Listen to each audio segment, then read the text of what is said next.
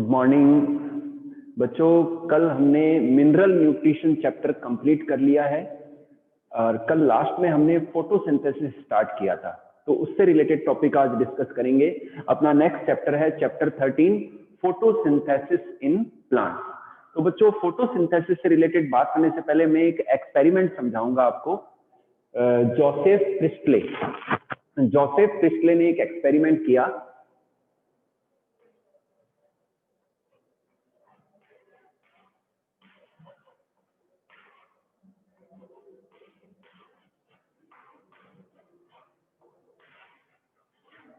ठीक है बेटा, मैं स्केच ड्रॉ कर रहा हूं और आप ध्यान से देखिए इसको।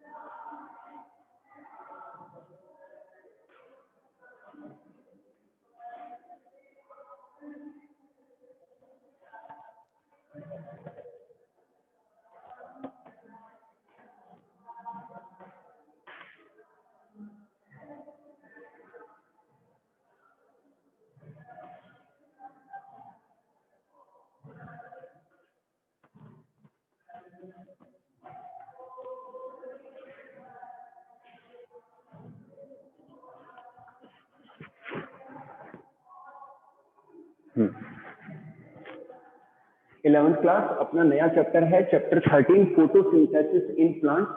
और फोटोसिंथेसिस को आगे पढ़ने से पहले एक एक्सपेरिमेंट है जो कि जोसेफ प्रिस्टले ने किया। उन्होंने क्या बताया, उन्होंने ये शो किया एक्सपेरिमेंटली कि प्लांट से कुछ ऐसी गैस रिलीज होती है जो कि लिविंग गैस है, जो कि किसी भी लिविंग बीइंग के लिए और बर्निंग के लिए जरूरी होती है। ठीक है ना बेटा।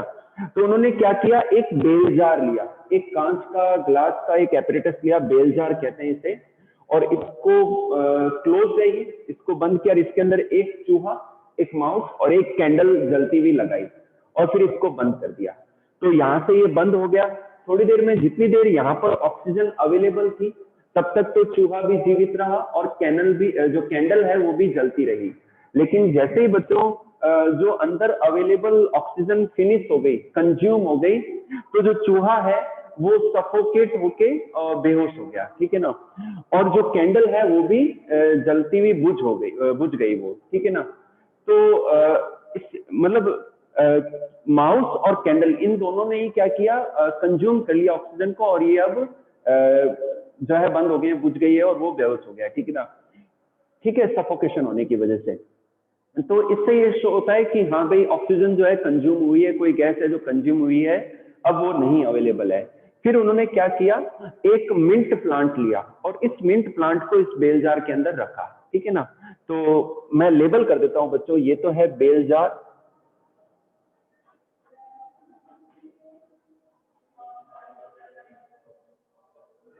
ये माउस है और ये बर्निंग कैंडल है।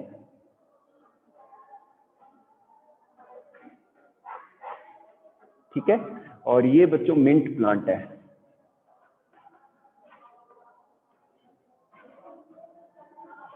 ठीक है, तो अब क्या हुआ कि जब ये प्लांट इस एपरेटस में रखा गया तो चूहा भी जीवित रहा, कोई बेहोश नहीं हुआ, सफोकेशन नहीं हुआ इसको, और कैंडल भी जलती रही। तो इससे ये शो हो गया कि जिस गैस को माउस और कैंडल कंज्यूम कर लेते हैं उसको वापस से फुलफिल करता है मिंट का प्लांट। तो मिंट प्लांट क्या करता है, उस गैस को वापस से अवेलेबल करवाता है, और इसकी वजह से जो है ये जो चूहा है और जो कैंडल है, ये दोनों ही चूहा जीवित रह रहा है, सफोकेट नहीं हो रहा है, और जो कैंडल है वो भी जलती रह रही है। तो इस एक्सपेरिमेंट से एक्सपेरिमेंटली ये प्रूव कर दिया जोसेफ प्रिस्टले ने कि प्लांट से लिविंग गैस रिलीज होती है। ठीक है, तो ये है, एक तो ये टॉपिक हो गया, मैं रफ कर रहा हूं इसको। नेक्स्ट लेते हैं जॉन इंजेनहाउस, इसे हम कहते हैं experiment with bell jar, mouse and candle. ठीक है, नेक्स्ट लेते हैं अपन जैन इंजेनहाउस।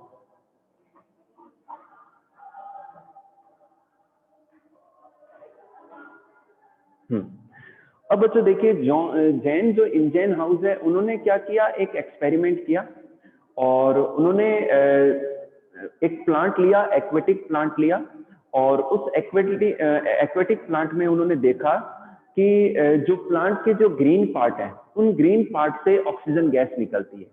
तो उन्होंने एक्वेटिक प्लांट को जब सनलाइट में रखा और देखा कि जो प्लांट की लीव्स है उसके आसपास बबल्स रिलीज होते हैं, और बच्चों पानी के अंदर बबल्स तभी निकलते हैं जब कोई गैस होती है वहां पर। तो जॉन इंजेनहाउस ने ये प्रैक्टिकली प्रूव किया कि प्लांट के ग्रीन पार्ट हैं जहां पर फोटोसिंथेसिस होता है और जहां से ऑक्सीजन गैस रिलीज होती है, क्योंकि वहां पर आसपास बबल्स फॉर्म हो जाते हैं। ये बताया जॉन इंजेनहाउस ने। नेक्स्ट लेते हैं अपन जूलियस वॉन सैक्स।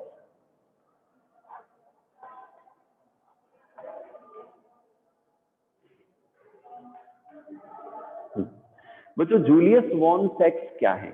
बच्चों जो जूलियस वॉन सैक्स है, उन्होंने हाइड्रोपोनिक टेक्निक दी, और इन्होंने बाद में ये बताया कि प्लांट के जो ग्रीन पार्ट हैं उनके अंदर कुछ ऐसे ऑर्गेनेल्स पाए जाते हैं जहां पर फोटोसिंथेसिस होता है। तो प्लांट के ग्रीन पार्ट में क्या पाए जाते हैं, मीजोफिल सेल्स के अंदर क्लोरोप्लास्ट पाया जाता है जिनमें क्लोरोफिल पिगमेंट होता है। तो जूलियस वॉन सैक्स ने बताया कि इन पार्ट्स के अंदर ग्लूकोज का फॉर्मेशन होता है, फोटोसिंथेसिस होता है, और फिर उन्होंने ये भी बताया कि ये जो ग्लूकोज है ये स्टार्च में कन्वर्ट हो जाता है, जो कि रिजर्व फूड है, स्टोरेज फूड है प्लांट का।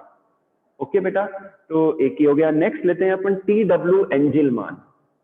टी.डब्ल्यू. एंजिलमान,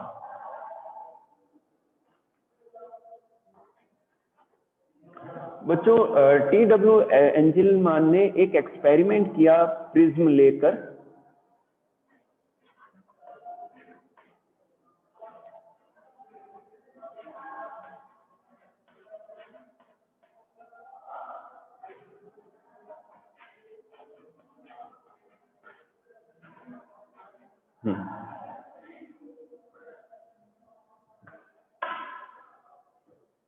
हाँ, तो बच्चों टी.डब्ल्यू. एंजिलमान के एक्सपेरिमेंट को आप ध्यान से सुनिए, और ये सारी डिटेल आपको अपनी बुक में भी मिलेगी आपको। टी.डब्ल्यू. एंजिलमान ने क्या किया, जो सनलाइट है उसको प्रिज्म के द्वारा स्प्लिट किया 7 कलर्स में।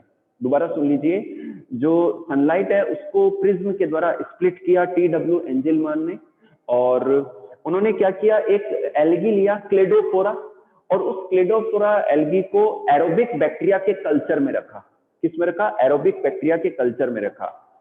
तो और उन्होंने एक्सपेरिमेंट किए, देखा कि जो बैक्टीरिया हैं एरोबिक, ये प्लांट के जो क्लेडोफोरा है उनके उन हिस्सों में इकट्ठे हो जाते हैं जहां से ऑक्सीजन निकलती है फोटोसिंथेसिस के दौरान, जहां से ऑक्सीजन निकलती है फोटोसिंथेसिस के दौरान। समझ में आ गई बात? ये किसने प्रूव किया? टी.डब्ल्यू. एंजिलमान ने। और उन्होंने देखा कि जो सनलाइट का जो ब्लू और रेड जोन है, सनलाइट का या स्पेक्ट्रम का जो ब्लू और रेड वाला पार्ट है, वो जब क्लेडोफोरा को मिलता है तब एरोबिक बैक्टीरिया ज्यादा इकट्ठे होते हैं, क्योंकि ब्लू और रेड लाइट के अंदर फोटोसिंथेसिस ज्यादा होता है। समझ में आ गई बात? ब्लू और रेड लाइट में फोटोसिंथेसिस ज्यादा होता है, और यही कारण है कि क्लेडोफोरा के आसपास एरोबिक बैक्टीरिया इकट्ठे हो जाते हैं। तो ये यहाँ तक की हिस्ट्री थी बच्चों। नेक्स्ट अपन लेते हैं जो कल मैंने बताया था कि फोटोसिंथेसिस की रिएक्शन कैसे निकल के आई और जो उसकी इक्वेशन है वो अपन डिस्कस करते हैं, ठीक है। पहले तो एक सिंपल इक्वेशन लिख रहा हूं जो पहले पहले जानी जाती थी, पढ़ी जाती थी।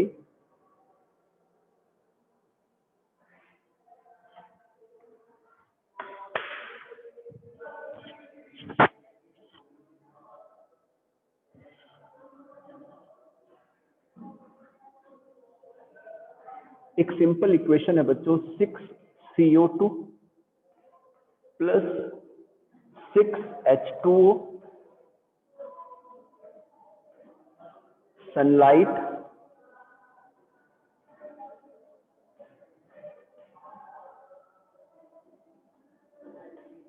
क्लोरोफिल, क्या बनेगा इससे, ग्लूकोज बनेगा C6H12O6 प्लस 6O2। अब बच्चों देखिए ये सिंपल इक्वेशन है जो पहले पहले फोटोसिंथेसिस के लिए दी गई थी कि जो कार्बन डाइऑक्साइड है और जो वाटर है वो आपस में रिएक्शन करते हैं सनलाइट की प्रेजेंस में, क्लोरोफिल पिगमेंट की प्रेजेंस में, एंड ग्लूकोज का फॉर्मेशन होता है। तो ये ग्लूकोज का फॉर्मूला है बच्चों, C6H12O6, एंड ऑक्सीजन मॉलिक्यूल निकलते हैं। तो ये सिंपल इक्वेशन है फोटोसिंथेसिस के लिए। और पहले पहले बच्चों ये माना जाता था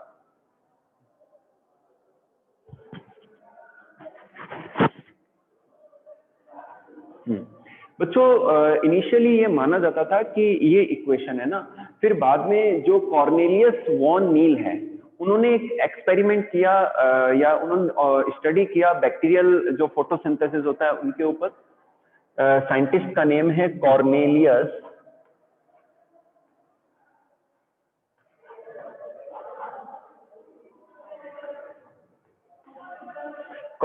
वॉन नील, ठीक है बेटा। तो कॉर्नेलियस जो वॉन नील है, इसके लिए कल मैंने एक इक्वेशन दी थी उसमें थोड़ा सा चेंज है, 12H2S 6CO2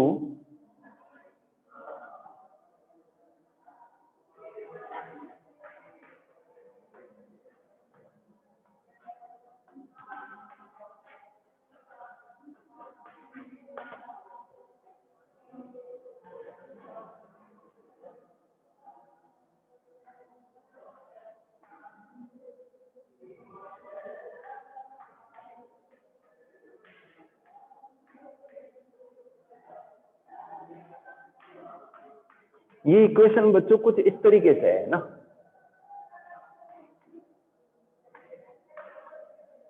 उन्होंने बताया कि जो सल्फर बैक्टीरिया है ना, वो क्या करते हैं, हाइड्रोजन सल्फाइड को ब्रेक करते हैं, यूज करते हैं, ठीक है ना। तो हाइड्रोजन सल्फाइड स्प्लिट होता है, ब्रेक होता है, कार्बन डाइऑक्साइड से रिएक्शन होती है सनलाइट के प्रेजेंस में एंड बैक्टीरियल क्लोरोफिल की प्रेजेंस में ग्लूकोज का फॉर्मेशन होता है। ग्लूकोज का फॉर्मेशन होता है, सल्फर यहां पर अलग हो गया, H2S से सल्फर अलग हो गया और 6H2O अलग बना यहाँ पर। ये राइट इक्वेशन है, एकदम राइट इक्वेशन ये है।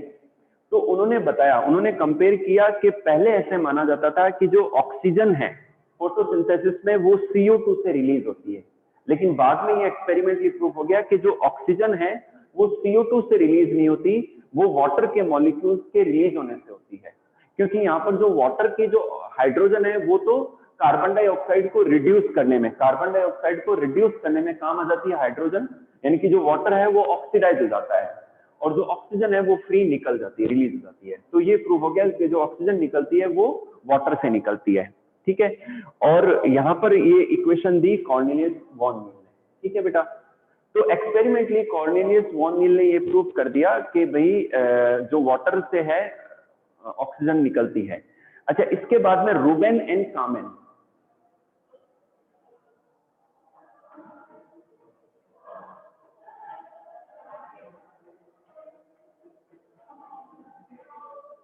बच्चों जो रूबेन एंड कामेन है, इन्होंने एक्सपेरिमेंटली ये प्रूफ किया।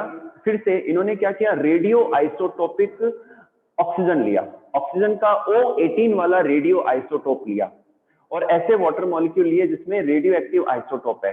और वो जब फोटोसिंथेसिस में यूज हुआ और उससे जो ऑक्सीजन निकली वो O18 ही थी, मतलब रेडियो आइसोटॉपिक ऑक्सीजन थी। तो इससे ये प्रूफ हो गया कि हाँ भाई वाटर से ही ऑक्सीजन रिलीज होती है। तो ये किसने प्रूफ किया प्रैक्टिकली? रेडियो आइसोटॉप टेक्निक के द्वारा रूबेन एंड कामेन ने। तो बच्चों जो एग्जैक्ट जो इक्वेशन है फोटोसिंथेसिस की वो कुछ इस तरीके से बनेगी, 6CO2 प्लस 12H2O सनलाइट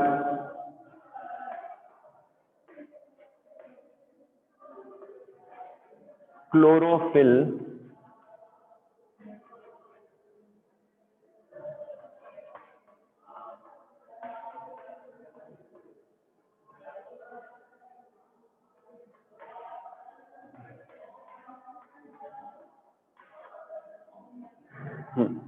ये देखिए बच्चों, ये एग्जैक्ट इक्वेशन है, ये आपको लिखनी है। ये जब भी एग्जाम में पूछी जाए फोटोसिंथेसिस के लिए तो ये इक्वेशन बनेगी, 6CO2 12H2O sunlight and chlorophyll glucose oxygen के मॉलिक्यूल्स एंड वाटर मॉलिक्यूल। ठीक है, तो बच्चों डेफिनेशन क्या निकल के आएगी फोटोसिंथेसिस की?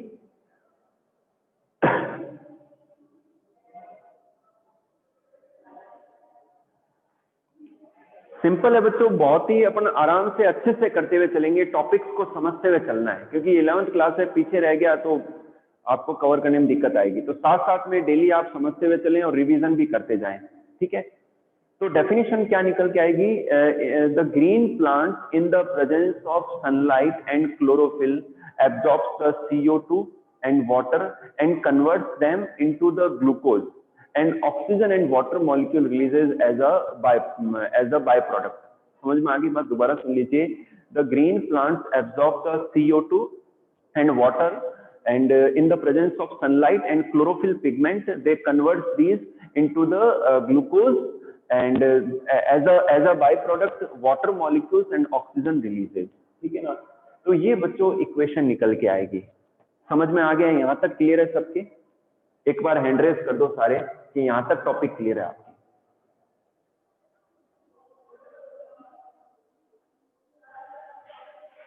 ठीक है, ठीक है बच्चों, ठीक है।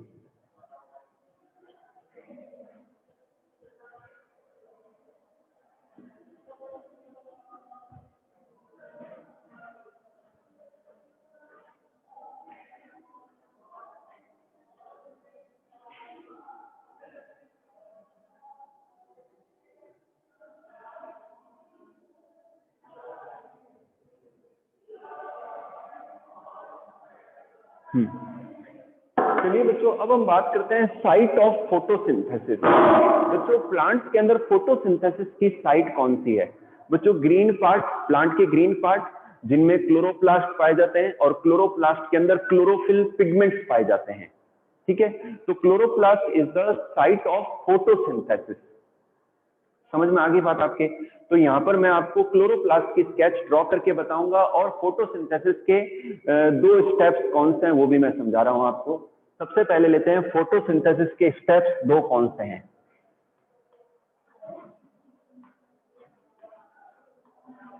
फोटोसिंथेसिस, इसमें बच्चों फर्स्ट जो है वो तो है लाइट रिएक्शन,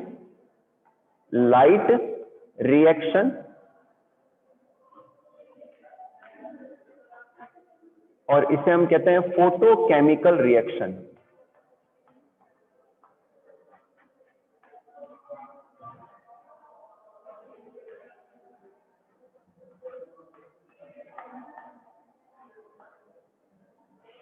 सेकंड हम लेते हैं dark reaction.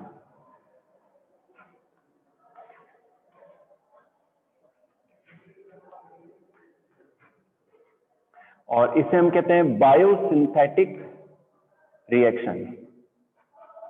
Biosynthetic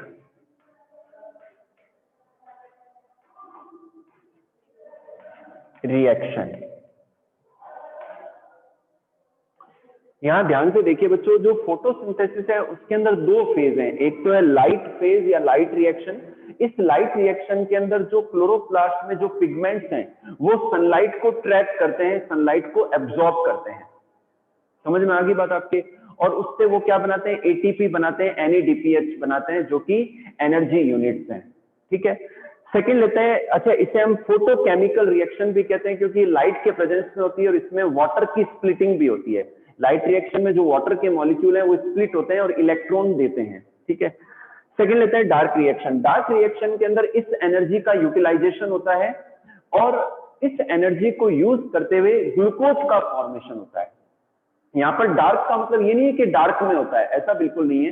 dark reaction का मतलब ये है कि यहाँ पर सनलाइट की प्रेजेंस इतनी जरूरी नहीं है, बस एनर्जी चाहिए और उस एनर्जी का यूटिलाइजेशन होता है ग्लूकोज के बनाने में। इसीलिए इसे हम बायोसिंथेटिक फेज या बायोसिंथेटिक रिएक्शन भी कहते हैं। अब बच्चों मैं क्लोरोप्लास्ट की स्केच बना रहा हूं।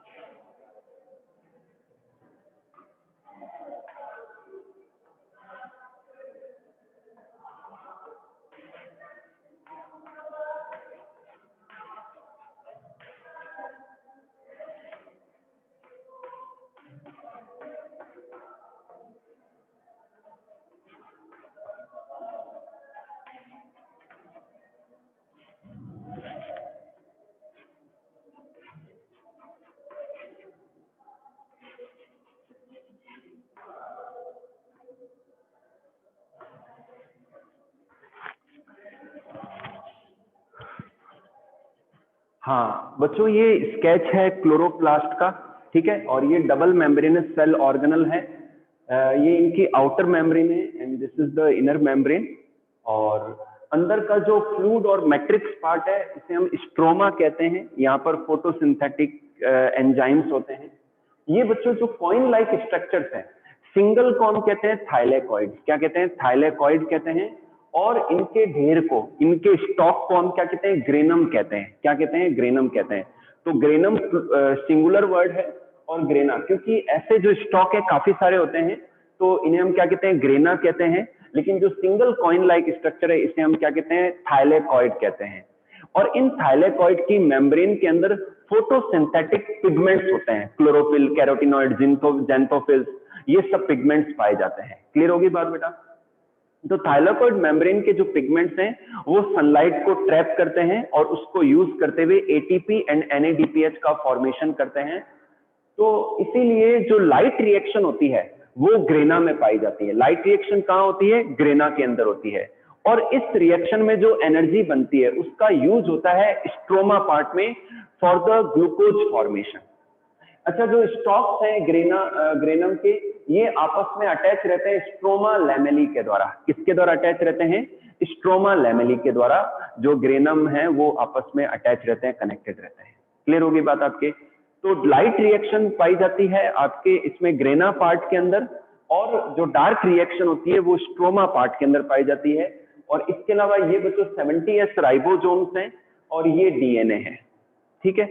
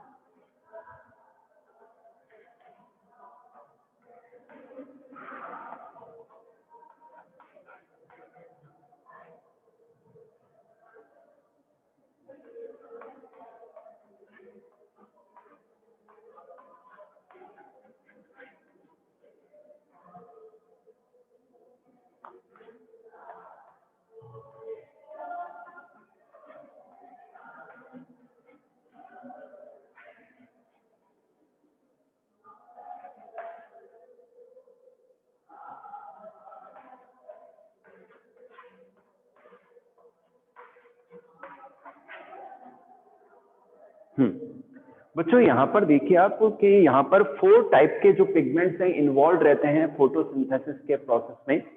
Chlorophyll A, chlorophyll B, xanthophylls and carotenoid. अब इनका कैसे इनका मतलब अरेंजमेंट होता है वो मैं बता देता हूँ आपको कि जो क्लोरोफिल ए है बच्चों ये एकदम सेंटर में रहता है और इसे हम रिएक्शन सेंटर भी कहते हैं।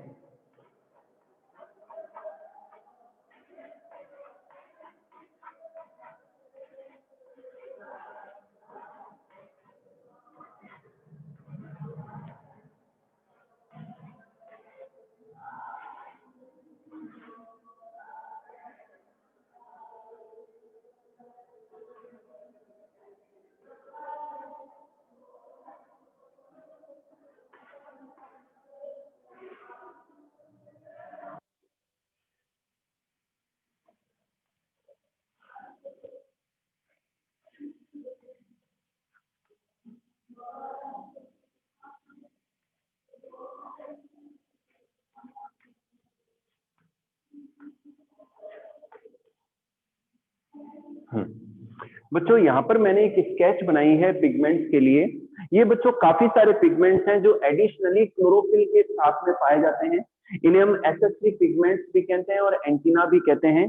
और ये सनलाइट को ट्रैप करके वो एनर्जी देते हैं क्लोरोफिल ए को, और क्लोरोफिल ए से जो एनर्जी है वो आगे ट्रांसमिट होती है।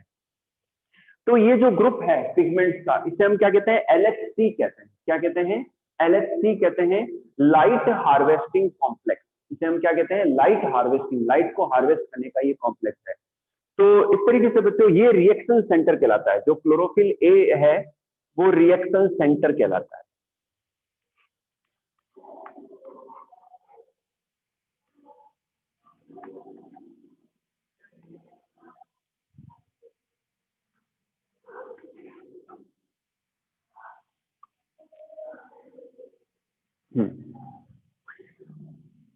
हाँ, तो ये बच्चों रिएक्शन सेंटर कहलाता है। अब मैं बात करूंगा आपको फोटो सिस्टम की बात करता हूँ। बच्चों यहाँ पर पीएस जो है, फोटो सिस्टम है, ये दो टाइप के पाए जाते हैं क्लोरोप्लास्ट के अंदर।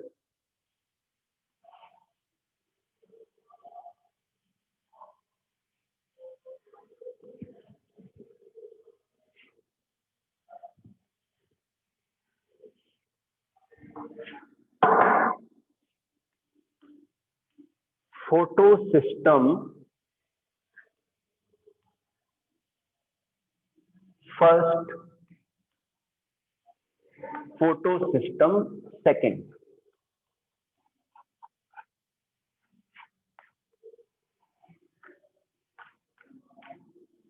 हाँ, यहाँ देखिए बच्चों, जो फोटो सिस्टम है, फोटो सिस्टम फर्स्ट और सेकंड ये दोनों ही पाए जाते हैं थाइलेकॉइड के अंदर, थाइलेकॉइड की मेम्ब्रेन के अंदर।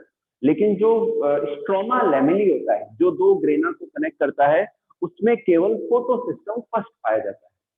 अब इनमें डिफरेंस क्या है कि जो फोटो सिस्टम फर्स्ट है उसके अंदर जो क्लोरोफिल ए है, फोटो सिस्टम फर्स्ट के अंदर जो क्लोरोफिल ए है, ये कौन सी वेवलेंथ को एब्जॉर्ब करता है लाइट की, 700 नैनोमीटर। ठीक है बेटा, फोटो सिस्टम फर्स्ट का जो क्लोरोफिल है 700 नैनोमीटर वाली जो वेवलेंथ वाली जो लाइट है उसको एब्जॉर्ब करता है। ये डिफरेंस है।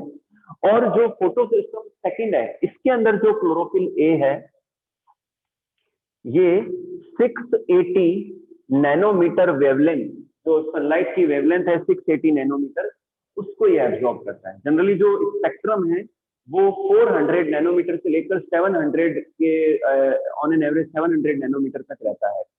तो फोटो सिस्टम फर्स्ट 700 नैनोमीटर की वेवलेंथ को एब्जॉर्ब करता है, और photo system second chlorophyll A जो है 680 नैनोमीटर की वेवलेंथ को एब्जॉर्ब करता है। अब इसका क्या रोल है, क्या है, वो अपन फोटो फॉस्फोराइलेशन में डिस्कस करेंगे कल की क्लास के अंदर।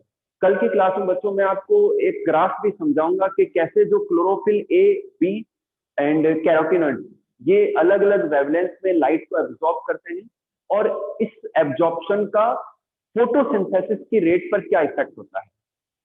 मैंने आपको बताया कि जो ब्लू और रेड लाइट है वहां पर बेस्ट फोटोसिंथेसिस होता है।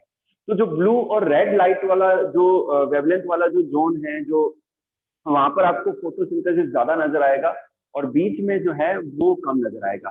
तो ये ग्राफ के द्वारा मैं कल की क्लास में, ठीक है बेटा, अभी तक की क्लास में कोई भी डाउट है आपका तो वो पूछ लीजिए।